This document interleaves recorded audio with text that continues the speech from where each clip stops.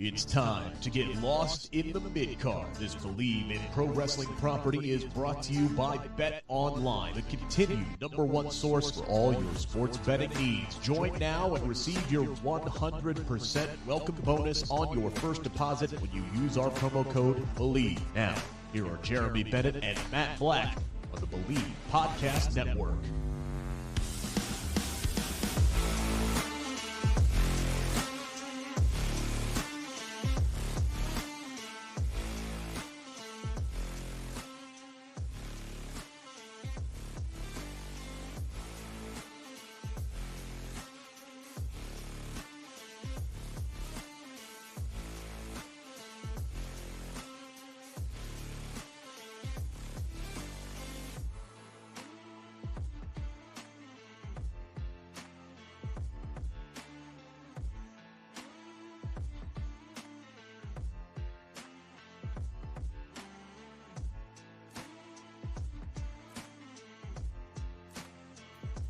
Oh, look at that. I was on mute the whole time. Look at that.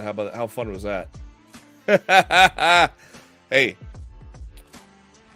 Welcome to Lost in the Midcard. Once again, I want to say, ladies and gentlemen, welcome to the podcast where you don't hide your peanut butter cheesecake from Kenny. No. If you watch BTE, it'll make a lot of sense. But welcome to Lost in the Midcard. Backlash was the big thing this weekend. Did you watch it? Did you like it? Crowd was hot. Hell of a crowd. Puerto Rico, holy cow, made a big case to have some more PLEs come their way. I definitely must say. But hey, before we get into that, let's oh, look who it is. Look at this guy returning. I'm back, baby. Making his triumphant return to Lost in the Midcard. It is Mr. Matt Black. Matt, how's it going, man? Been a while. What's up, man?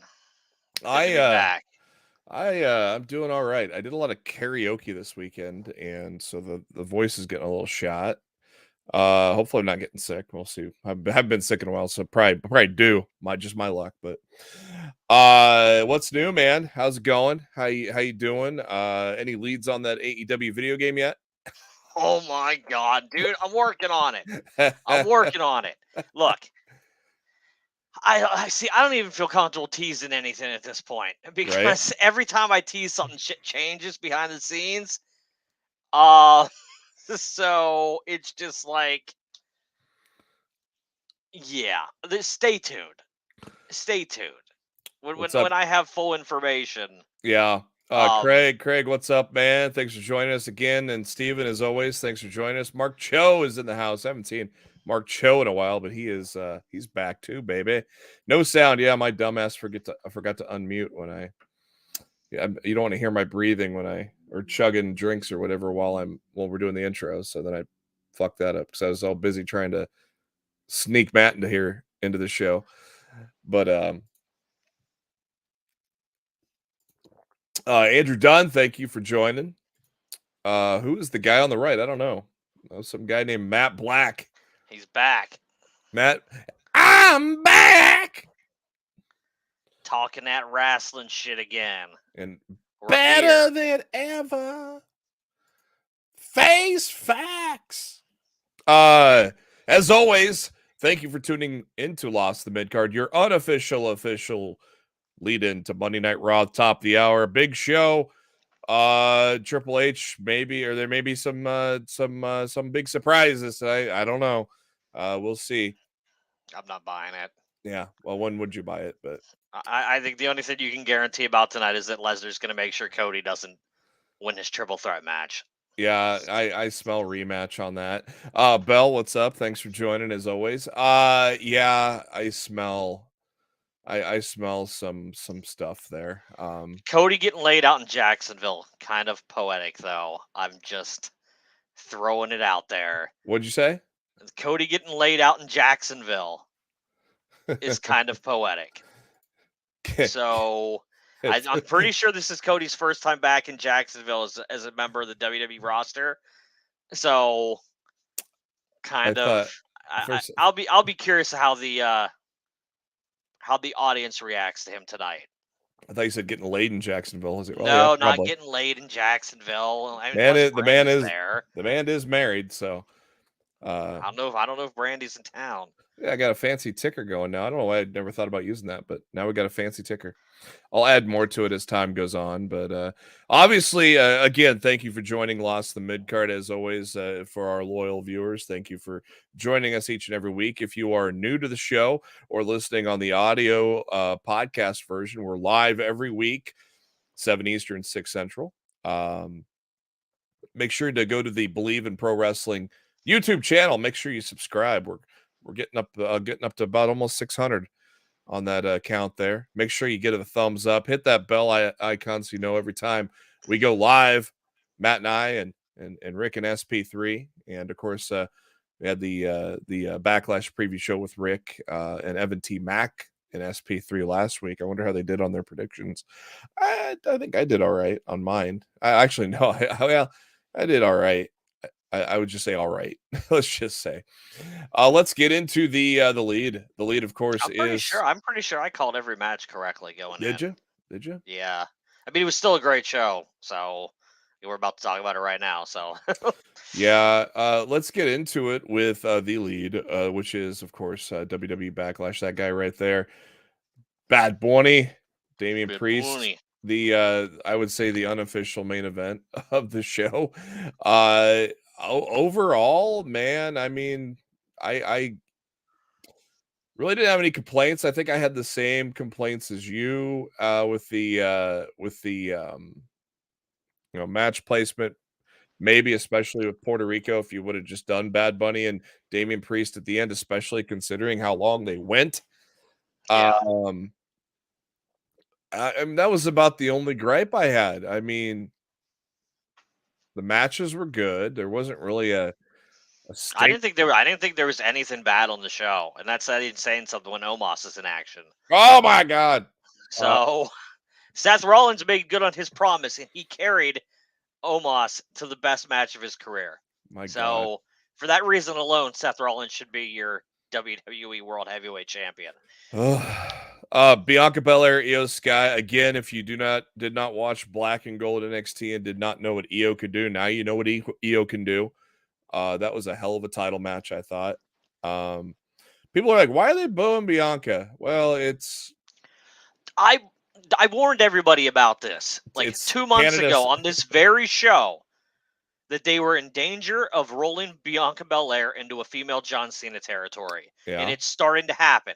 And that crowd, that audience in Puerto Rico is going to bleed over into future shows that she's on. And if they don't do something, and if they don't take the title off of her soon, she could be in real trouble by, say, SummerSlam. And if she's still holding that title at SummerSlam, she could be in a world of trouble in terms of fan perception. Are you afraid, like I am, that both her and Rhea are holding the belts all the way to WrestleMania and then they're going to clash? I'm hoping that instead of doing the stupid title trade-off, that they rename the championships. Yeah. I hope it's a Women's World Championship and a Women's Universal Championship. Like, to me, there's no reason that they can't do that. And I think that would be the best course of action, and just merge those lines together. Because every time they do the title swap, everybody hates it. Oh, it's stupid. And it fucks with lineage. It fucks with the title reigns and the lineage and all that. Just rename the titles. Dumb. I think quite a few titles in WWE could be benefited by just being renamed right now. We should have the SmackDown women's title be like a women's gold belt. You know what I mean? Like, do the women's gold title. No, I make the strap blue and I call it the freaking Women's Universal Championship on SmackDown. Yeah. Since the Universal Championship's on SmackDown too, it makes sense to just coordinate that way.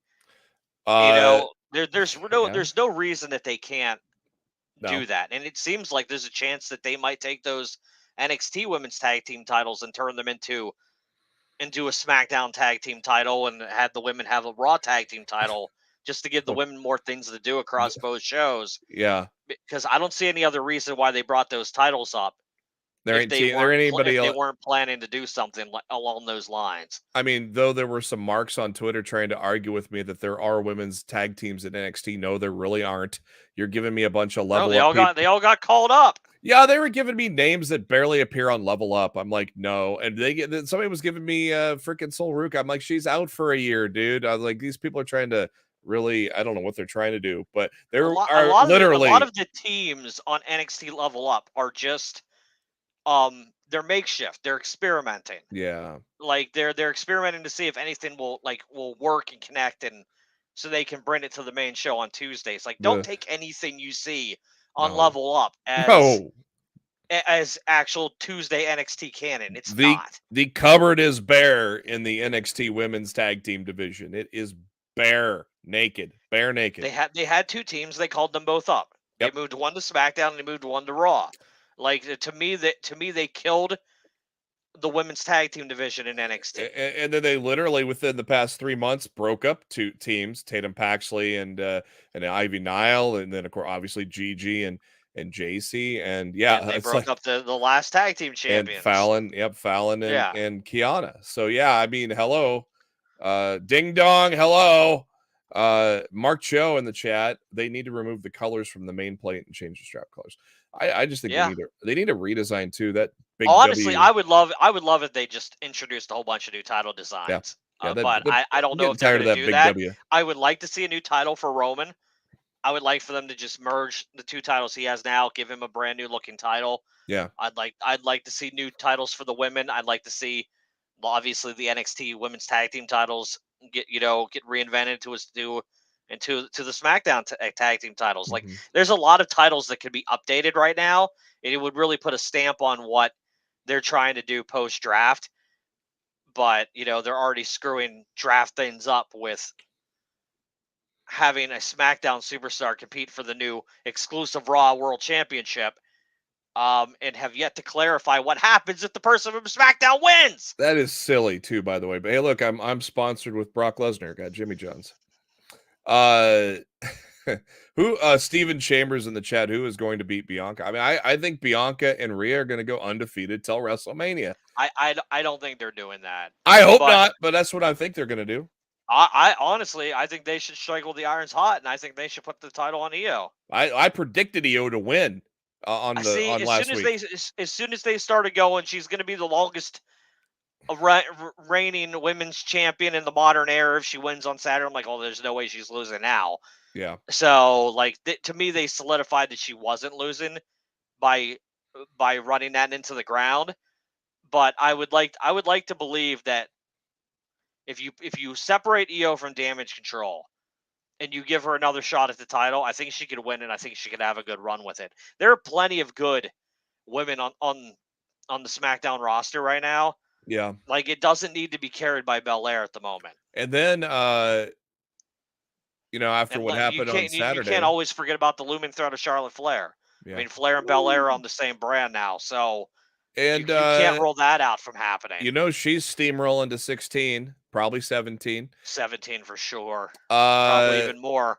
And you got to wonder if now maybe Io goes babyface and turns on Bayley and Dakota, because they basically screwed her in that match. Yeah, essentially Bayley cost her the title. Yep. I mean, that's an easy thing to play off. Io was already annoyed with their antics in recent weeks, and now they cost her the championship. Yeah. So at that point, it's time to cut ties and split the group up. You can keep Bayley and Kai together for now if you want to, but yeah, I think Damage Control is just about done. Which they do seem like they may be heading to a tag title shot in the future too. So that's possible. Frantic World, what's up, man? Thanks for joining. Bell saying Fallon and Kiana were as a storyline, only a team. Wasn't official. Yeah, they were. I mean, they were tag team champions. They ran as a team for a few months, and they had a run with the titles. Yeah. If you get a run with the titles, in my opinion, you're an official team for no matter how long it actually lasts. And Daryl wants you to acknowledge the 1 inch. Mark Cho saying Endeavor wants new designs across the board. Makes sense that they want their own title designs now that they own WWE. Makes complete sense to me. Well, that not yet. It's the merger still hasn't officially happened yet. So I would like Triple H to roll out new titles beforehand, and then they don't have to worry about that. There you go. Bianca's going to beat Roman for end his streak. She's going to be the one to end the streak. That would be a choice. Triple would threat. Be a choice. Bayley, Io, Bianca, Night of Champions. Well, that's not actually. I could actually see them doing that, and I could see them taking it one step further and having Io pin Bayley, and Bianca's not even pinned to lose the title. I would not roll that out. I wouldn't roll that out. That'd be pretty cool. After the match, we got a backstage segment with Bad Bunny, Ray giving him a hug, and then Puerto Rican WWE legend Savio Vega, who got a big pop from the crowd. They showed him handing him a specialized Puerto Rican kendo stick. I thought that was pretty cool. Los Boricuas conspicuous by their absence. Oh my, Omos and Rollins. This is where we were either going to go nosedive into a shit show or have a good PLE. And we got the latter. We got a but Omos looked good here. Obviously, a lot of that has to do with Rollins, but it was I thought it was an enjoyable match, Matt. Rollins did what he promised he was going to do. He said he was going to give Omos the best match of his career, and he delivered. True. So, I mean, when Rollins says something, people need to just start taking the man at his word. So, like I said, he's my pick to win the title at Night of Champions. So, yeah, we'll go over the competitors here later on in the news. U.S. title match, very short and kind of went. I mean, it wasn't bad, and it kind of went to that old steal the pin gimmick, which again is not bad if it's not overused. Almost kind of predictable, though, that you would figure that's how Theory is going to retain by. It's your typical Austin Theory match. Yeah. Like anytime he's in a triple threat match, they use this finish almost every time. It was exactly what people thought it was going to be. Last week I predicted Bronson Reed to win this. So see, I saw a lot of people picking Reed, and I couldn't understand it. Reed's on Raw. He didn't get drafted to SmackDown. They're not moving both mid-card championships over to the Red brand. So it was either Lashley or Theory. And I figured, well, they might be setting Lashley up for a future match with Roman, so title staying on Theory. Yeah, but wasn't he drafted on Monday, or was it Friday? If he was drafted on Monday, I hadn't seen the show yet when I went live. So I can't remember what night he was drafted. He may not have been drafted yet. But yeah, he was drafted to Raw. Because obviously that immediately I made my predictions that before immediately that. dismissed my any hope I had of. I wanted him on the same brand as Wade Barrett, because no one calls the Tsunami better than Barrett. So yeah. I was heated that he was stuck on Raw instead of being moved to SmackDown. And we had to be stuck with Corey Graves calling it on Saturday. So Stephen Chambers in the chat, awesome curb stomp from the top rope. Omos sells it well. Yes, that was a very good finish to that match. Don't see anyone beating Theory for a while. Wonder if they pull the trigger on Montez beating Theory, which is interesting because like everybody I predicted to get broken up in the draft did not get broken up. Nobody got broken up. Nobody. There were all other the stupid teases of tag teams broken up and factions being split. And nah, everybody's going together. We're even going to waste 2 draft picks on Rhea Ripley and the rest of the Judgment Day instead of drafting an additional talent. Like, really dumb moves. And then at least in the draft throughout. So and at least we know the Way is gonna. They have purposely that's put the Way. That's the rumor. The Way is coming back. Yeah, minus they purposely. Austin Theory, obviously. So he's on the other brand now. So thank God.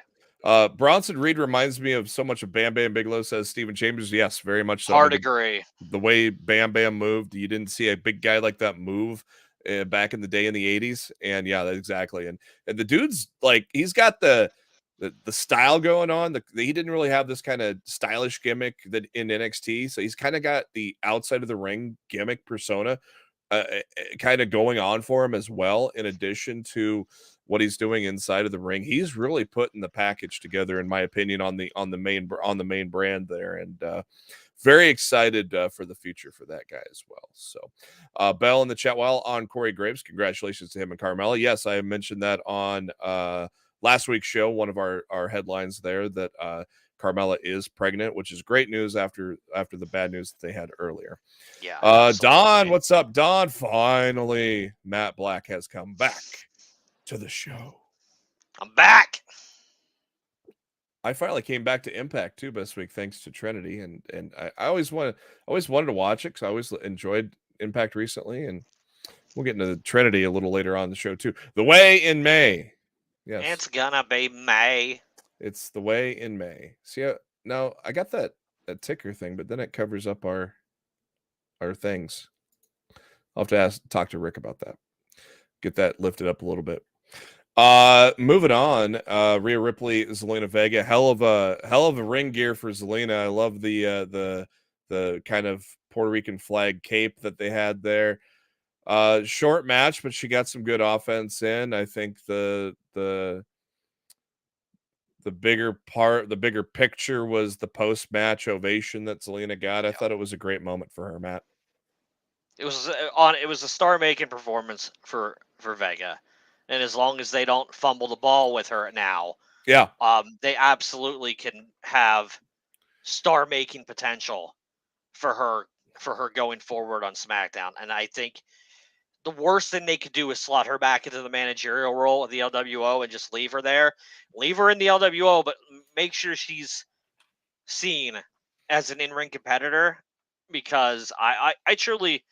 I thought since she signed that the sky would be the limit for her. They just haven't utilized her much not at as all. a wrestler.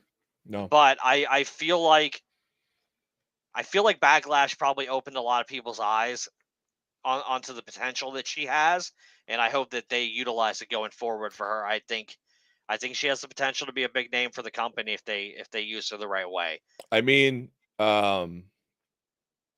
she's only been wrestling 13 years. It's not like she doesn't know how to do it. I thought she did well. Man, the emotions coming out of her were just tremendous, pre-match and post-match, and family at ringside. I thought it was a great moment. The moment was bigger than the match. The match was not really long at all, but still, again, she got some good offense in there. Boy. Then we come to my match of the night, probably yours too, but that street fight with Damian Priest. It had it all, man. Bad Bunny pulling out Michinoku drivers. That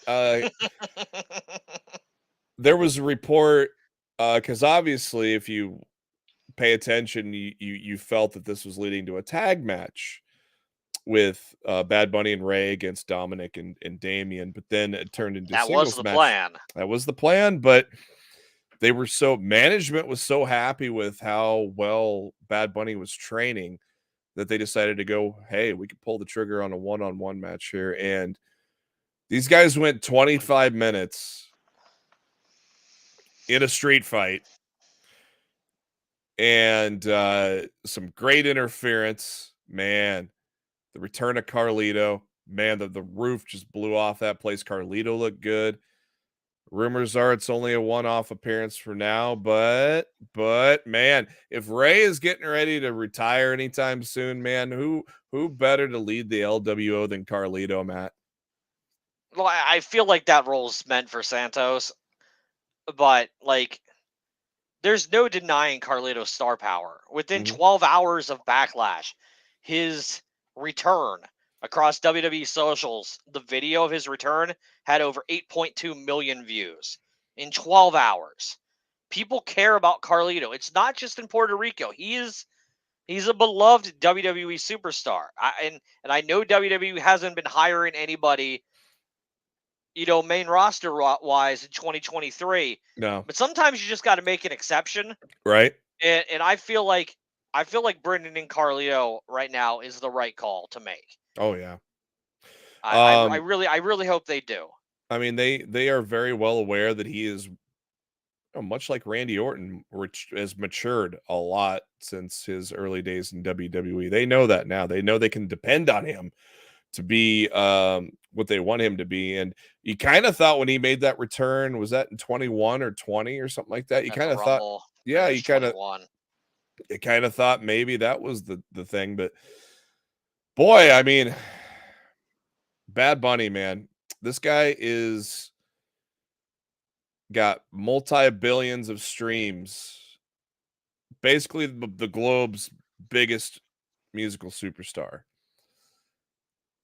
and he turns into a performance like that. I mean, he did great in his debut, but I mean, this is his one-on-one with Damian Priest, and just everything he did was amazing. And obviously the crowd being so good the entire show, that show and SmackDown, they were just tremendous. And just the whole picture. And then Judgment Day coming out, and then Carlito with Ray and LWO, Savio Vega getting some work in as well. And that should have closed the show. I mean, yeah, as much as I love Cody, that was obviously that should have closed the show. I mean, obviously, yeah, Cody and Brock, that could headline a WrestleMania, for Christ's sake. But yeah, let's go back to the chat here. Dawn in the chat let her Vega have some Lita moments with the LWO. Stephen Chambers, what if Andrade gets out of AEW and goes back to WWE? Look, I think he'll be back in WWE eventually, but he's been out hurt for a while after getting the surgery. So all that injury time is going to get tacked on. His contract was going to expire at some point this summer. All that time is going to be tacked on to the end. So he's probably looking to be under contract to at least sometime in 2024. Yeah. So I don't foresee him making a WWE return anytime soon. Mark Show, he spits in the face of people who don't want to be cool. That would not have worked in 2020. That is correct. With the pandemic, that would have not been cool. To be fair, if he would have returned at the Rumble, no one really knew about it yet at that point. Yeah, so he probably still could have gotten away with it at that Rumble, but that just wasn't the case. Yeah, was it 2020? No, I think it was 2021. That's what I thought. Yeah, 21. It was 21. So yeah. we were knee deep in that pandemic. Donna in the chat, love that Jamie Noble was a producer for that street fight. Some rumors that Brian Kendrick was involved, but he was not. So he helped in from my understanding, he helped in training. Yep.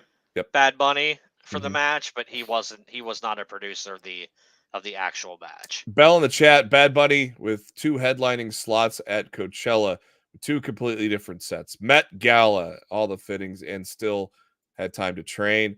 Not only train, but just fucking blew my mind away with just how great that match was. I mean, that was just tremendous, man.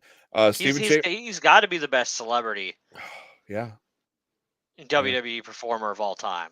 I don't know anybody that's been able to come close with the couple of matches that he's had. No. Like I can't even imagine a celebrity coming in and working a 25-minute street fight. No. Just wouldn't happen. Man, he's strong too, man. He was getting Priest up. Like, he did a Falcon Arrow later on, like a broken arrow, which Priest is one of Priest's moves. Hey, it makes sense because he was training with Priest. Yeah. Non-kayfabe, he was training with Priest and Kendrick.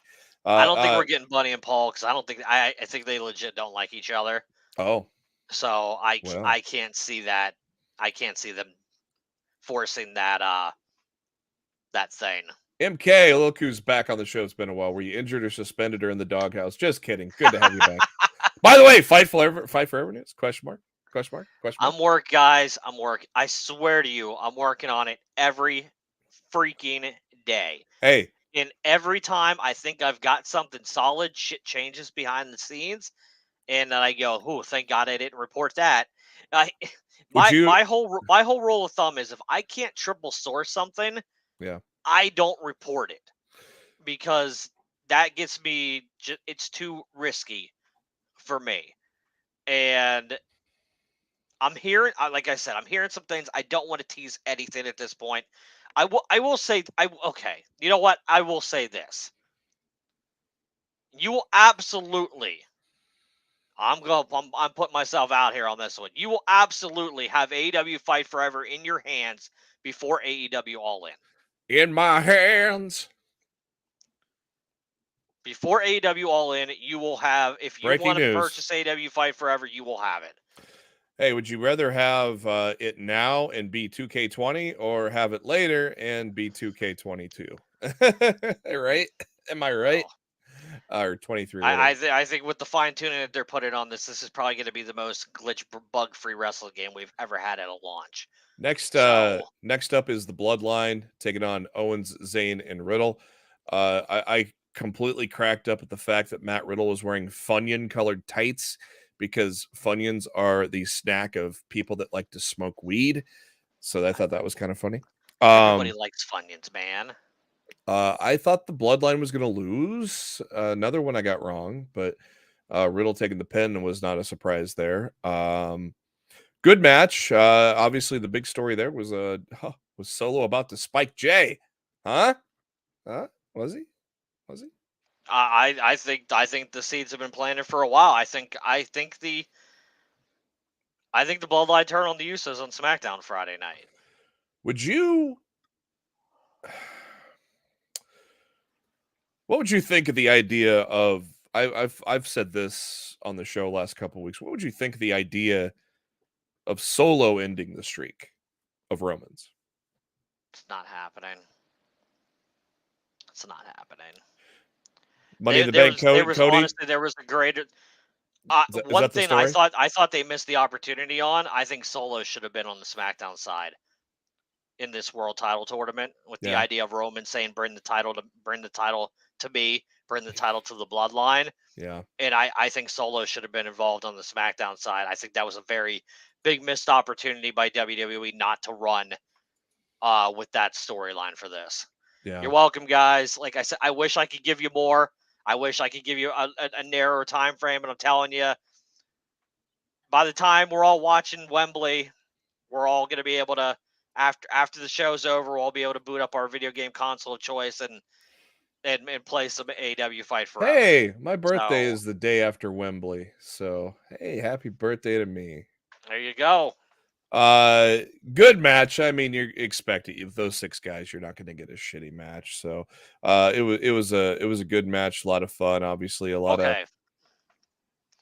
I want to explain everything that's on the screen right now. Oh yeah, because we are there now. The main event, Brock and Cody. All right, the ending was a callback to Cody's match with Jake Hager in AEW. They used the exact same finish. Hager had Rhodes in the Kimura lock, and Rhodes rode forward and got the pinfall. Rhodes hightailed it out of there was an intelligent wrestling move because Lesnar was pissed. Why are you going to stand there and celebrate when Lesnar's angry and bloody? What are you going to do, high five him? Break in half. High five. So both of those things completely made sense to me. Lesnar is absolutely costing Cody his triple threat match tonight. That is, I would be shocked if that doesn't occur. I don't even think Cody gets to the singles match at the end of the night. I think Brock takes him out of the triple threat very early on in the show tonight. Everybody was, oh my God, there's blood. But yeah, I mean, we knew blood was coming back. So if you've been paying attention, you may know that. Apparently Endeavor is a fan of that idea of bringing blood back to the product when it makes sense. So it sounds like we might, slowly but surely, we might be seeing more blood on WWE programming in the months ahead. So I had a surprise party on Saturday. So I watched most of Backlash yesterday, and then I watched the main event today just after work. So I just literally watched the main event about an hour ago. And I asked Matt in the DM, I go, "Did you shit your pants when Brock hit that F5?" I was like, I could imagine just watching that live and going, "Oh, here comes Vince putting Brock over on Cody," but thankfully not. Yeah, that was interesting. I still wish they would have ended it with Puerto Rico. It wasn't the right call to end with based on the finish that they planned. Yeah. Yeah. I don't know. But overall, good show. It is what it is. It was still, honestly, it was probably my favorite WWE pay-per-view of the year so far. Yeah. So I thought even better than night one. Even better than night one. Yeah, I would say I enjoyed it more than I enjoyed night one. I mean, I thought night one was great, but I feel I had some nitpicks about night one, and I don't feel like I really had any nitpicks about Backlash beyond I would have put this match here and that match here, and grasping at straws. I thought overall, top to bottom, I thought Backlash delivered as a very fun, enjoyable event. And WWE needs to do more of that in the future. Next up is look at this big beautiful thing here. That thing is going to be given to a winner at Night of Champions in Saudi Arabia. But first, we have some competitors. 12 competitors were announced today, competing from Raw and SmackDown, featuring multiple former world champions. And on the list, Seth freaking Rollins, The Miz, Shinsuke Nakamura, Cody Rhodes, Finn Balor, and Damian Priest for Raw. Edge, Rey Mysterio, Sheamus, Bobby Lashley, Austin Theory, and AJ Styles for SmackDown. They will be competing in triple threat matches. So are both triple threats tonight? Both triple threats, and the final match will be the main event of both shows. Okay. So like we're gonna know the Night of Champions match by the time SmackDown ends on Friday. So you say Seth Rollins. I definitely say Seth. I definitely say Seth Rollins from Raw. Yeah. I think Seth Rollins.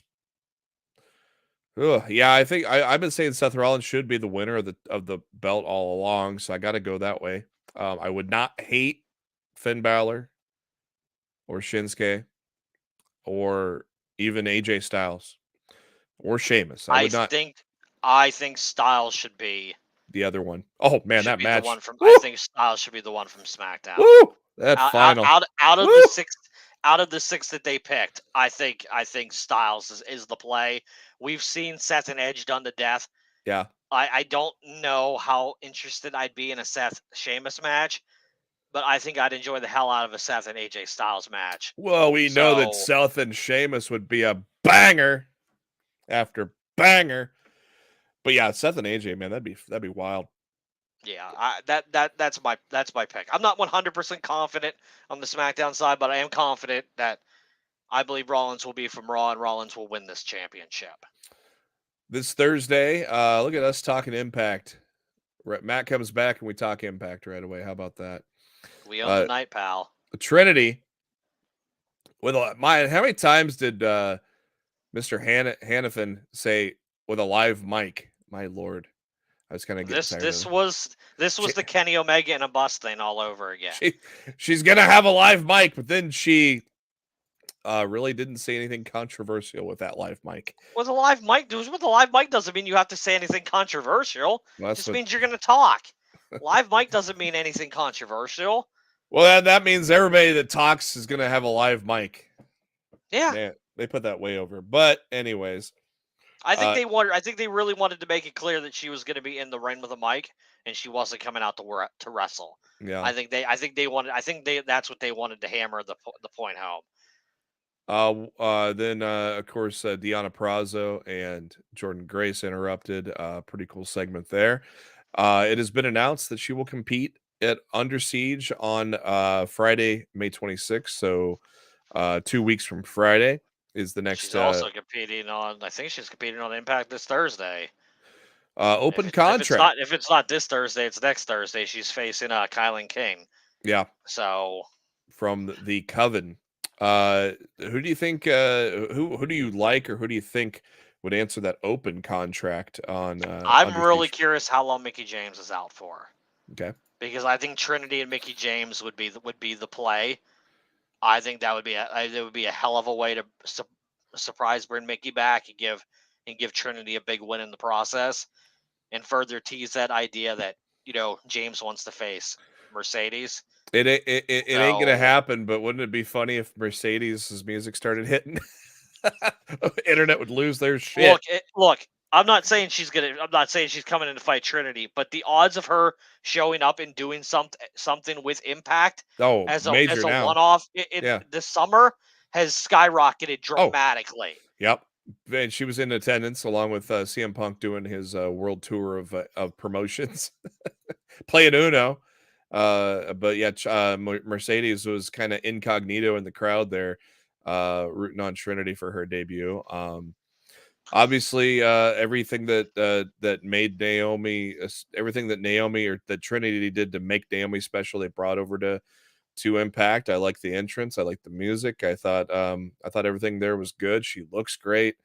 I'm excited, man. I mean, obviously the knockouts have never really had many down periods in Impact. Usually the knockout is usually that division's usually the solid rock, and it's still, there's still a lot of great talent in that division, isn't there, Matt? Yeah, the knockouts have always been a focal point of Impact for at least the last decade plus. Even when the main event scene's not delivering, the knockouts division always does. So Yeah.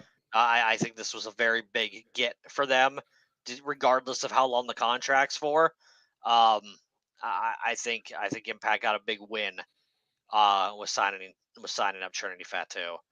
Yeah, and then of course Impact. If you did not watch Impact, go out of your way to go watch the 4th installment of Gresham and Speedball. Holy crap, was that a good match? The free agent talk is going to just ramp up from here because there is a lot more than just MJF in a bidding war for 2024. The big talk right now is this guy right here, Drew McIntyre. Fightful Select with an update on Drew's status, with stating that his deal is up early in 2024, well before WrestleMania. They're told that he's operating on the possibility that he could be, and this could end up being his last WrestleMania. While he's reporting that he's leaning towards not staying with WWE, they're told it's more accurate to say he does not know at this time. If things aren't working for both sides by the time the deal is up, McIntyre is willing to explore options elsewhere, leaving the door open to return to WWE in the future. Wow. I mean, do you think he walks? I mean, Look, if they don't pay him what he thinks he's worth, yes, I absolutely think there's a possibility he'll walk. I don't think Drew McIntyre has any overwhelming amount of loyalty to WWE. They look, keep in mind, they're the guys that booted him in the first place, right? Made him go out and reinvent himself, as under the Drew Galloway name across Impact and all the other independent promotions he worked for a number of years outside of their company. I don't think Drew feels like he owes WWE anything. I think he feels like WWE owes him something. And if they're not going to play ball and they're not going to treat him properly, I truly think that McIntyre could be on his way out of the door when his contract's up. Oh, they owed him something. They owed him defeating Roman Reigns at Clash at the Castle. And well, look, it could have easily been done. I've talked about this till I'm blue in the face. Like, the Money in the Bank cash-in was key. They could have done it. They could have split the titles. Everything could have made logical sense, and they chose to screw it up.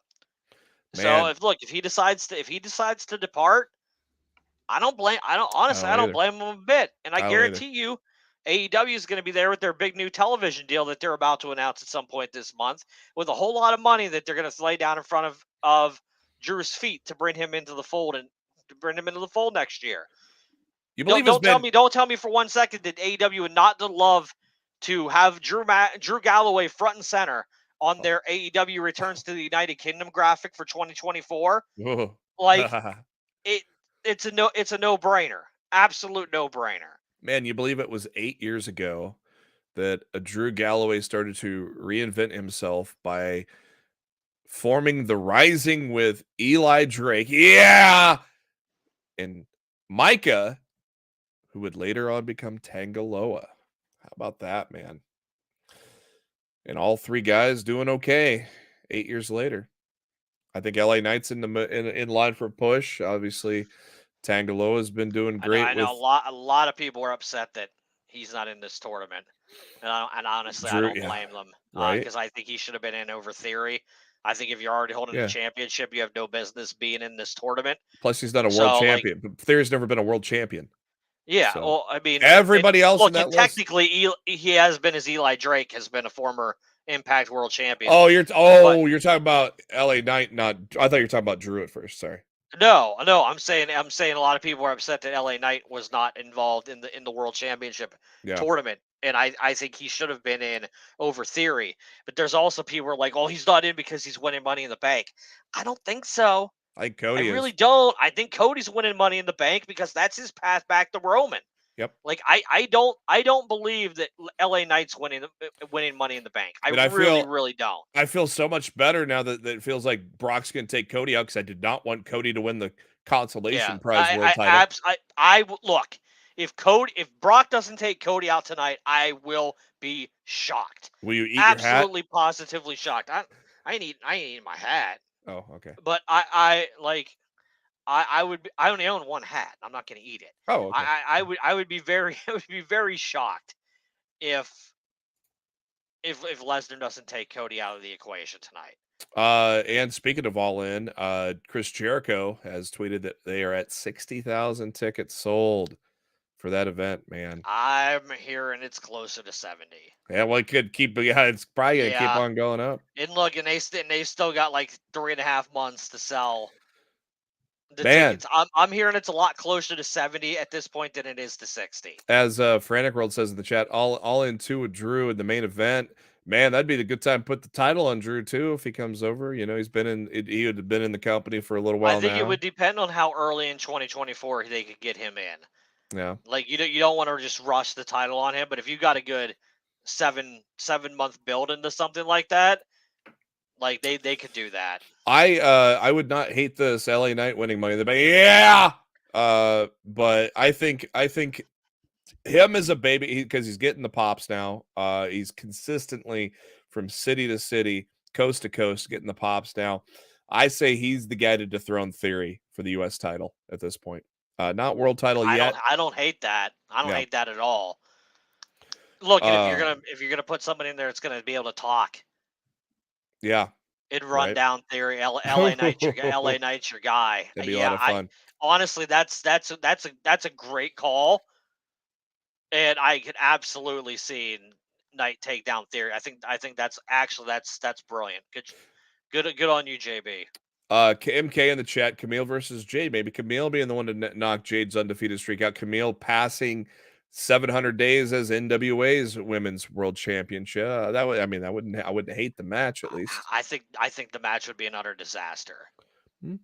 I do not think their styles would mix together well at all. I think it would be an absolute train wreck. I still think Ty is well. I think Ty is still ending it at double. I think she's ending it at double.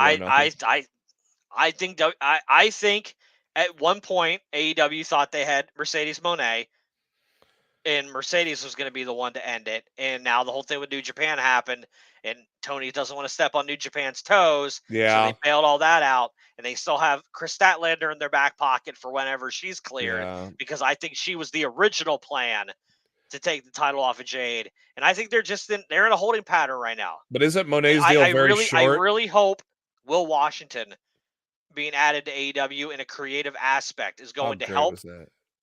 I'm hoping he's going to help rejuvenize the TBS title storyline for Jade. Yeah. So when there is a challenger to take that title from her, it will actually mean something when it happens. Because right now, both the TNT and the TBS titles, they need some fucking help. Yeah. Because how they were used last week on television were both squash matches against people that nobody knows. And to me, that's not the way you should be utilizing your champions. This, of course, this broke on Wednesday. Congrats to formerly a Fightful Will Washington for he even got the All Elite graphic. Tony Khan tweeted out. That's super freaking cool. Yeah, that was super cool. Very cool to see Will Washington get hired there.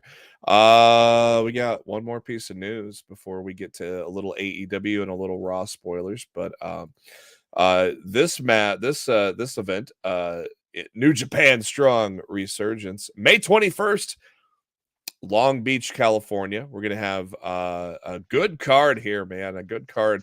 The New Japan Strong Women's Championship Final, IWGP United States Heavyweight Championship #1 Contenders Tournament between Ospreay and Tanahashi.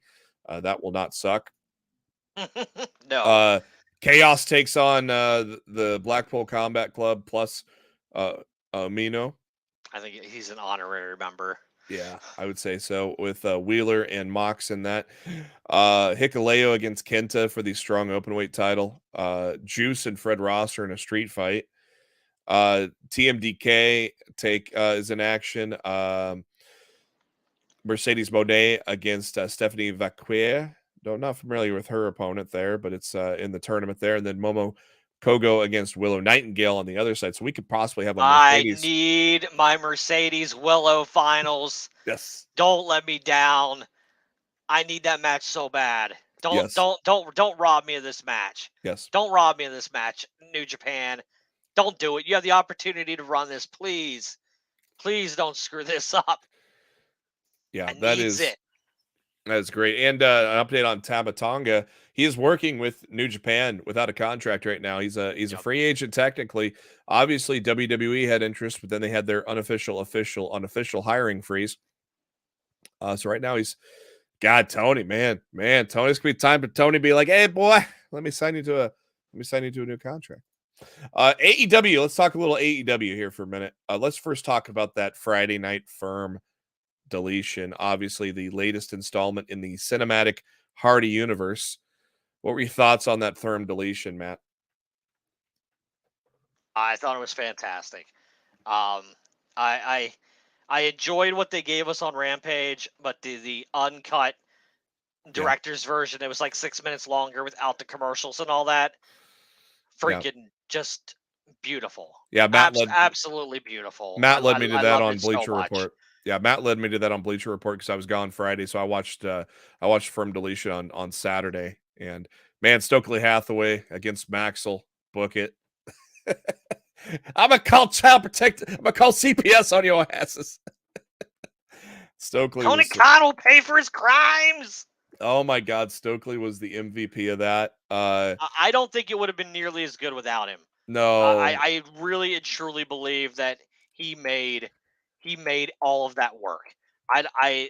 Without Stokely, I don't know how much I would have enjoyed it. We had Orgasmic Isaiah. We had the Mower of Lawns make an appearance.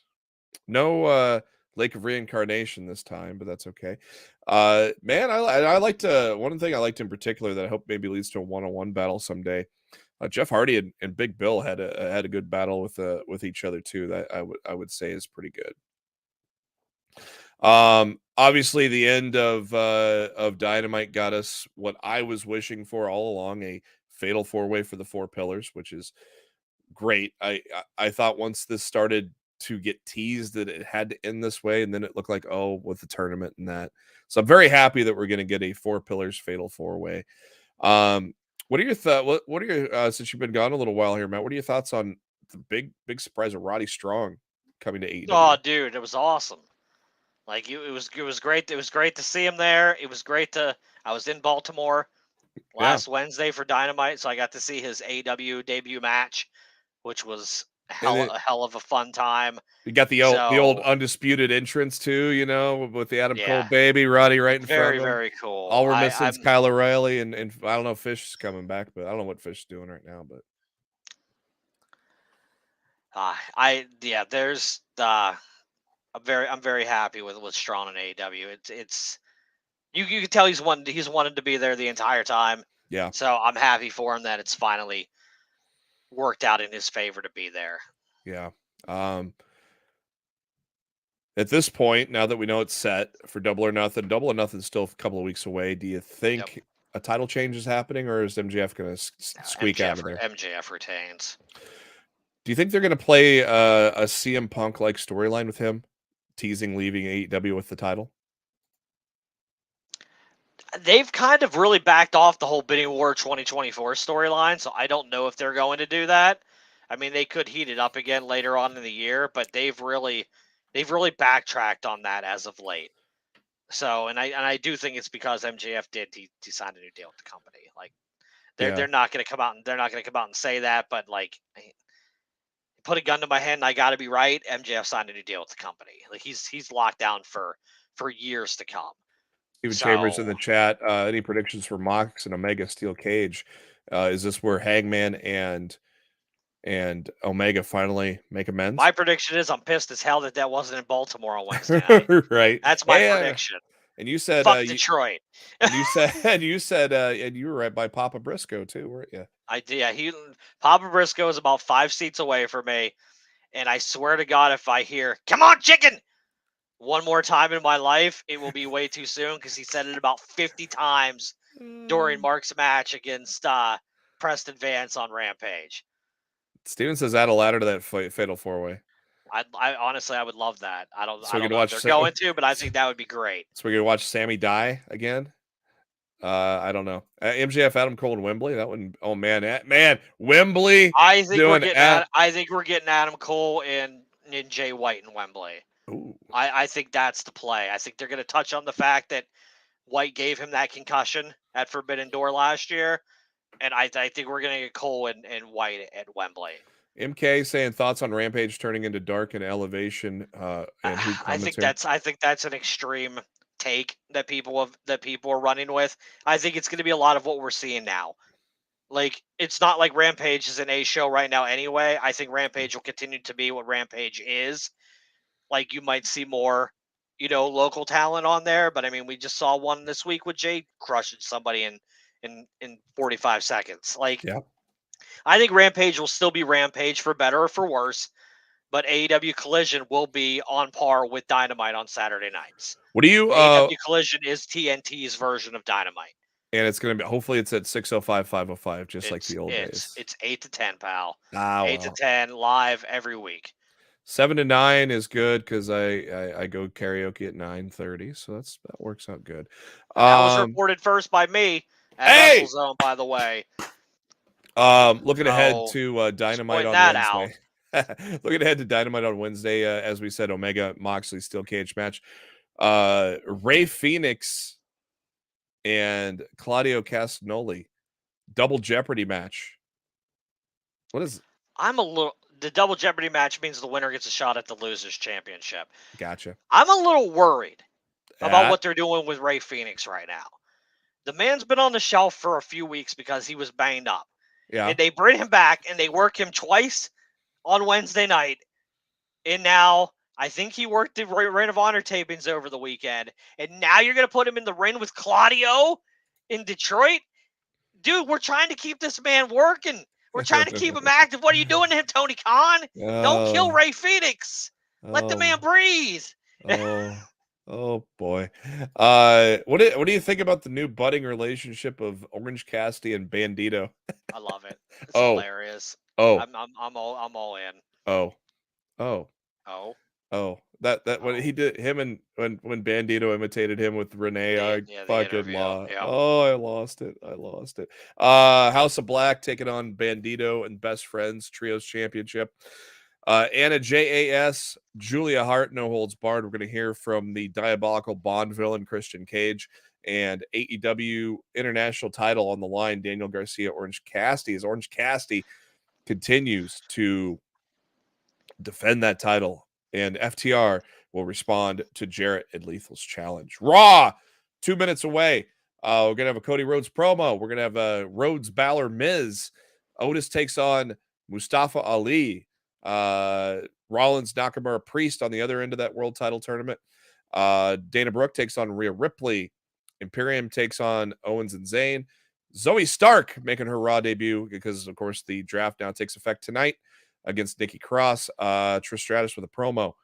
Dominic Mysterio against Xavier Woods. Interesting deal there. Main event, Roxanne Perez against Emma Tozawa, Nathan Frazier.